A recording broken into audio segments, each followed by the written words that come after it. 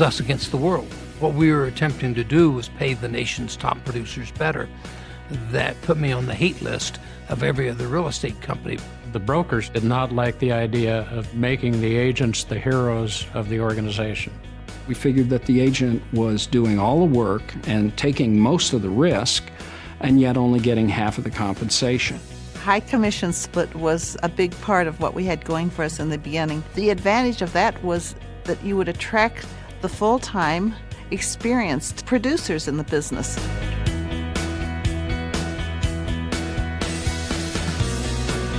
Remax has always been that pioneer.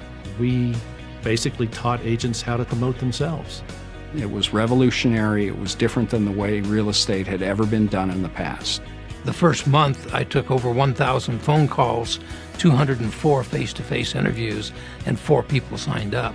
And the whole industry was knocking us and telling us that we were nothing but a bunch of cowboys and yahoos. And we went to the Colorado Association of Realtors convention, and so we passed out red, white, and blue pens, and it said 100% in the center, I up mine, now up yours.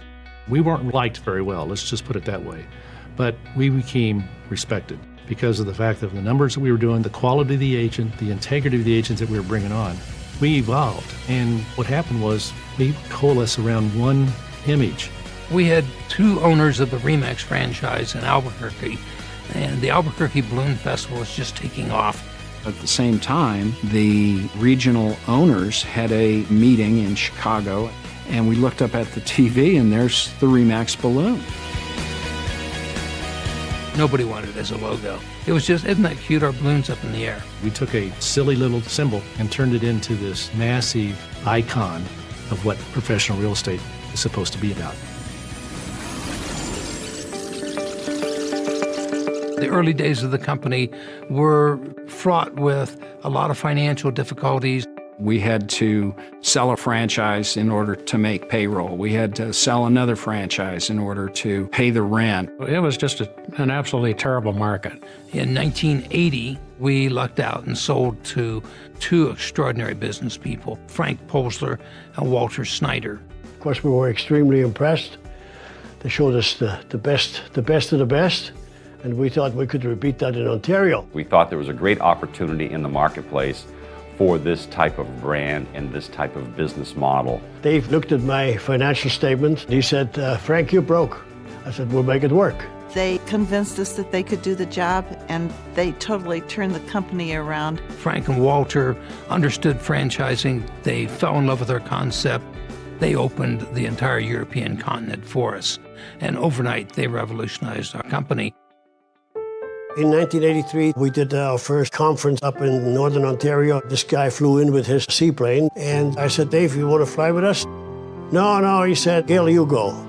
The pilot made a mistake. The plane went into a stall spin, crashed into the trees, Killing the pilot and putting Gail and the other 2 passengers in the hospital for years. Originally, they told Dave that she would be lucky to make it through the night. Even if she does come out of it, she may be a vegetable. She may never be able to walk. She may never be able to talk. He read motivational books to her, even though she was in a coma. And the doctor said, son, she can't hear you. He said, I'm going to keep talking to her, and I'm going to sleep here, and I'm going to be with her until she gets well. When she finally went into the rehabilitation center after she got out of the coma, they said that her hopes of ever walking were not very good. And she looked at the doctor and she said, I will walk out of here. I can remember her appearing at the convention, this frail 95-pound, head-shaved wisp of a woman in a wheelchair. And she stood up in that wheelchair and waved with her other arm in a sling. Not a dry eye in the place. That she wouldn't let it take her down. And I think that ignited all of us to work even harder and harder.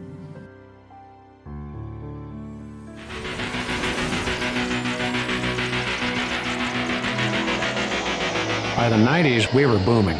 At our 20th anniversary, we'd reached 30,000 agents. And at that point, we really started to become a factor in the country. The agent number meant market share, meant market presence, meant advertising dollars. the premier best agents in the business, best customer satisfaction, the best brand name awareness, the most market share, the best web presence.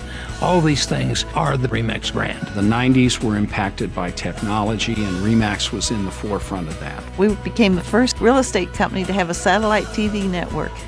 We opened the convention at the National Association of Realtors with a huge booth, cameramen interviewing people. We made such a smash hit the first day that by the second day, 30 or 40 of our competitors all had whiteboards up in their booths that said, "We too have national television coming."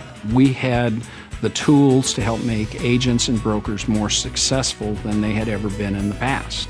Our national company, our regional companies, our broker owners. We are all specialists in providing products and services to help top producers become more successful. We are totally devoted to the top producer. By the time 2000 rolled around, Remax was the significant player in the real estate industry in all of North America. We went from country to country and started seeing the immediate success. We were established. We were the go-to company. We had a national presence in the media. It was inevitable we'd become number one. Remax survived the difficult markets for the same reason that we prospered in the very good markets. We said, batten down the hatches. This is going to be the toughest one we've ever seen.